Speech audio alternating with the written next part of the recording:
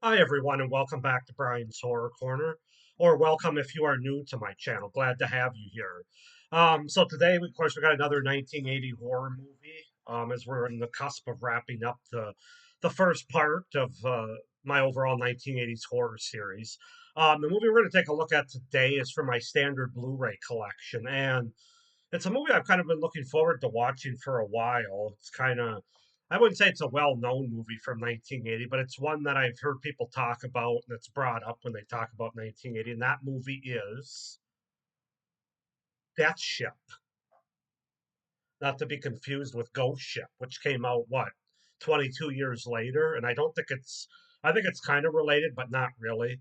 I don't know. I have to watch Ghost Ship 2 at some point. I haven't seen that one yet. But Death Ship from 1980 with George Kennedy and Richard Crenna. So, yeah, as I said, this was a movie I kind of wanted to see for a while. This is a pretty good addition here. It's a Scorpion releasing Blu-ray here. You could see some of the special features. Nothing too crazy, but it does have some special features there. But yeah, let's just go ahead and get into my review and my thoughts on Death Ship. So, Death Ship is a 1980 horror film directed by Alvin Rakoff and starring Richard Crenna, George Kennedy, Nick Mancuso, Sally Ann Howes, Katie Reed, and Victoria Bergen, and Saul Rubinek in an early role. The screenplay by John Robbins was based on the story by Jack Hill and David P. Lewis.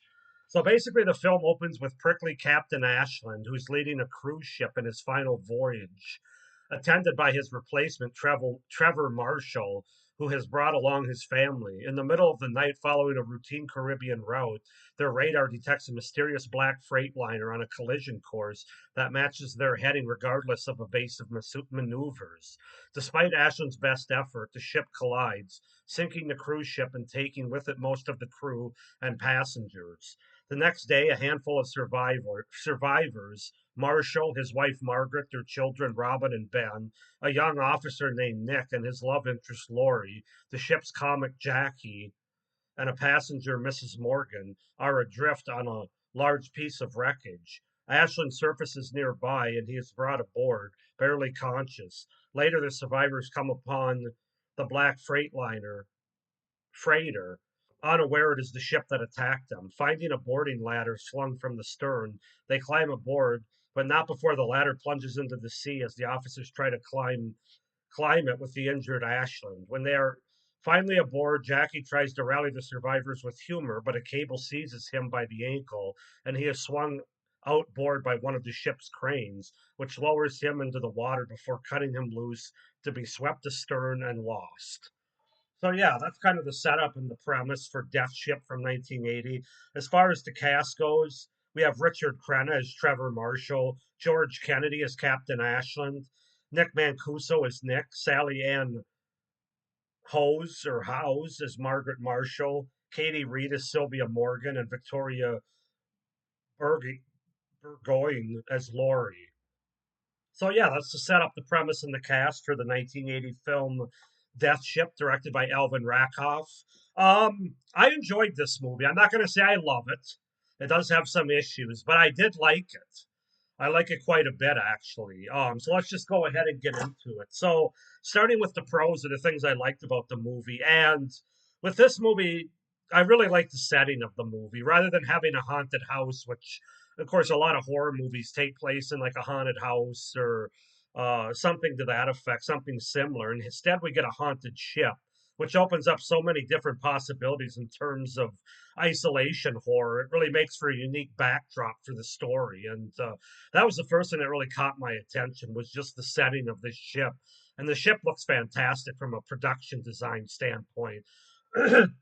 I think only 1.7 million was spent on this movie, and I would say that they probably put the majority of it in the production costs of this ghost ship, this death ship, if you will. And it looks fantastic. Just like the hallways, the what's the word? I can't think of the ship. What do you call a ship's hallways? Um, think brain think. It's not the cargo. No, not cargo. Um,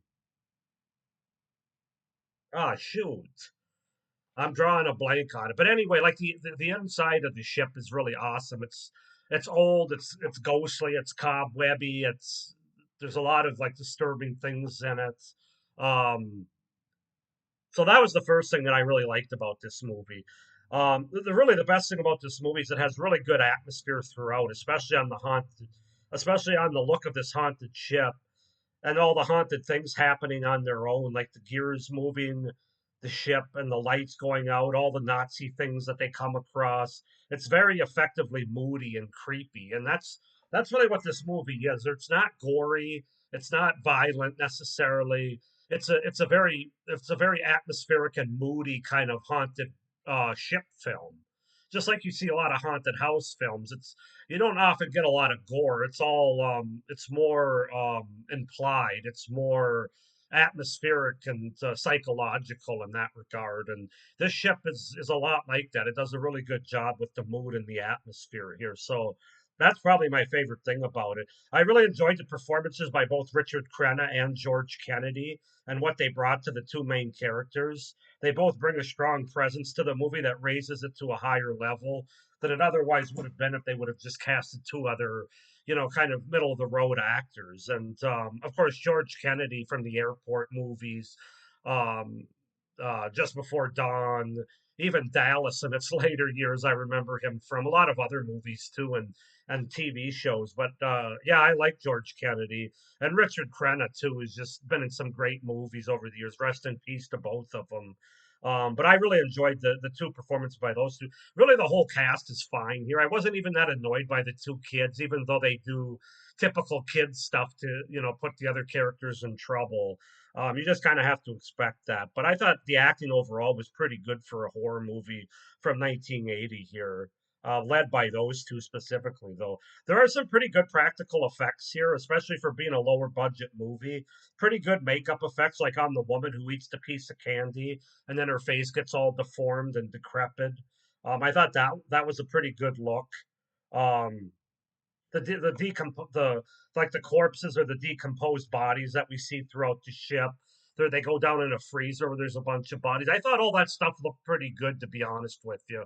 Also, a character falls in like a net of dead bodies or skulls, skeletons, and I thought that looked pretty good. I thought all that kind of stuff was good. And then there's also some explosions and some action scenes early in the film. I thought all the effects were pretty good, mostly, of course, because they were practical. There's two scenes in this movie that really stand out to me in a positive way for different reasons. The first one that comes to mind, of course, is the woman. I think it's uh, Laurie, played by Victoria Bur- Burgoyne, I think it is how you pronounce that last name. Where she's in a shower and all of a sudden she's taking a shower naked. By the way, she had a very nice body. Um, so there is nudity here. But all of a sudden the water turns to blood, and it goes for a while, and that's probably the goriest part of the movie. And that's not gore; it's blood. But she basically takes a blood shower, and she can't escape the shower. Nick, her love interest, can't tries to break in, and he can't. The ship is obviously in control of that situation. Um, so that's a scene that definitely stands out in this movie. There's a few of them, but that one definitely stands out the most just because of that instance where you got a shower, makes you think of Psycho, and then the blood starts pouring out of it from a ghost ship, and that was very effective. I kind of wish though, instead of how it ended, where she kind of passes out from fear or whatever, and then it stops, and then George Kennedy's character, who's possessed, by the way, at some point in the movie by the ship, ends up throwing her overboard. I kind of wish that instead the shower would have gotten corroded and would have started filling up with blood. That might have costed might have been a bigger budget in order to do that. I'm not really sure, but that scene really stands out in a positive way. And then, of course, the other one that stands out is towards the end of the movie when Nick and Trevor go into a room and they start discovering all this stuff on Hitler and the Nazis and everything. And this projector goes on by itself, and they're trying to tear the screen and they're trying to knock the projector down, and it keeps going. Now, the reason this scene stands out is because I realize, even though I haven't watched this movie ever before all the way through, I remember watching this. I can't tell you at what age I was, but I remember watching this like at late at night. I believe when I was being babysat, maybe by my older brother, or maybe by a babysitter my parents did. Probably in the I'm thinking the late '80s, early '90s is probably when I saw this, like on US. Nah, I don't know what channel it would have been on, a cable channel.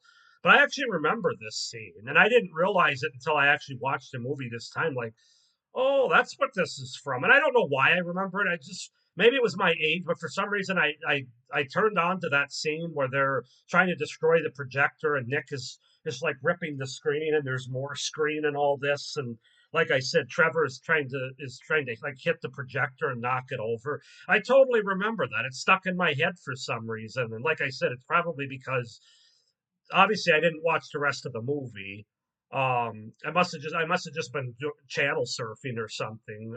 But I remember that scene, and so that's why that one sticks out. Although I do think it's pretty effective for the movie too, because ultimately this is a ghost ship based on Nazi Germany and Hitler and stuff. So I thought those were two effective scenes. So yeah, those are kind of my pros for Death Ship. Um, Getting into some cons for the movie, it is a slow burn movie after the opening 15 minutes where you get the ship that crashes into the cruiser.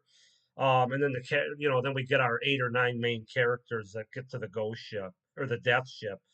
But there's a lot of characters walking around and looking at this ship for about 30 or 40 minutes, and we're just kind of waiting for things to ratchet up a bit. So just know that going, it is a bit of a slow burn, like some haunted house, haunted whatever movies are sometimes. The ending felt a little quick to me, and that was probably the most disappointing part of this movie. I think I'd probably score it higher if the ending didn't disappoint me, but it's an ending that kind of felt like it got cut off quick, like they needed to end the movie. Where they really you really don't get a great payoff or confrontation or escape based on the setup of the movie. This couple who's left, which is Trevor and his wife, is it Margaret? No, yes, Margaret, the characters.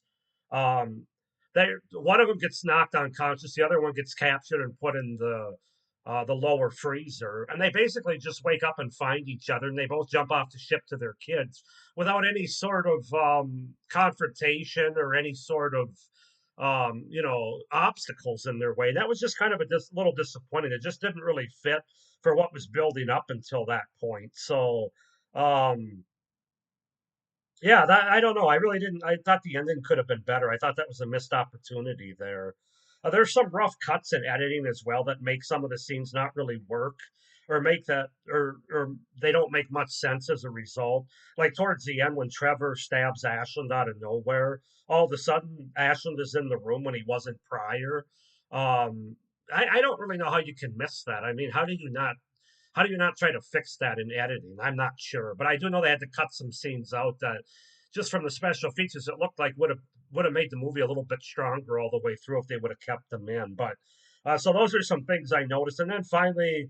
Just as just kind of the gorehound part of me, but and I understand it's a haunted house, haunted ship movie, but I would have liked a little bit more with Ashland falling into the grinding gears towards the end.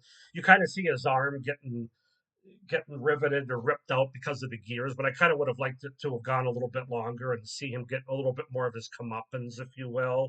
A little bit more gore there. But again, this wasn't a gory movie, so you're probably not going to get that. But yeah, I don't know. Overall, guys, I had a good time with Death Ship. I'm glad to have it in my collection.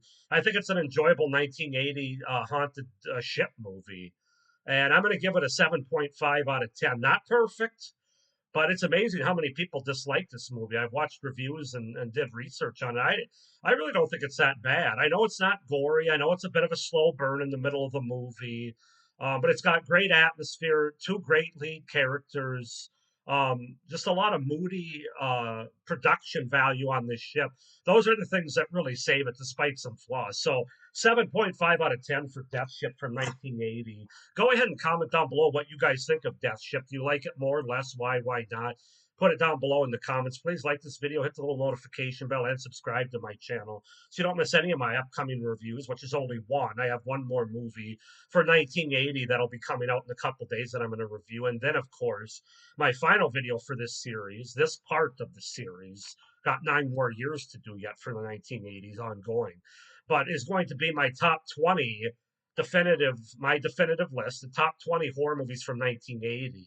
Um, I had to move it to 20 because I was at 15, but then I had three or four honorable mentions. And that was before watching this movie and possibly the last one that I'm going to review, which could also jump up there. So rather than have any honorable mentions, I'm just going to do a top 20. There's 1980 just had so many good horror movies. Let's just make it easy on myself. So it will be a top 20 horror movies of 1980. And that video will be coming out around the 30th of July here in about a week. So with that being said, I hope you guys enjoyed this review and you're enjoying the series.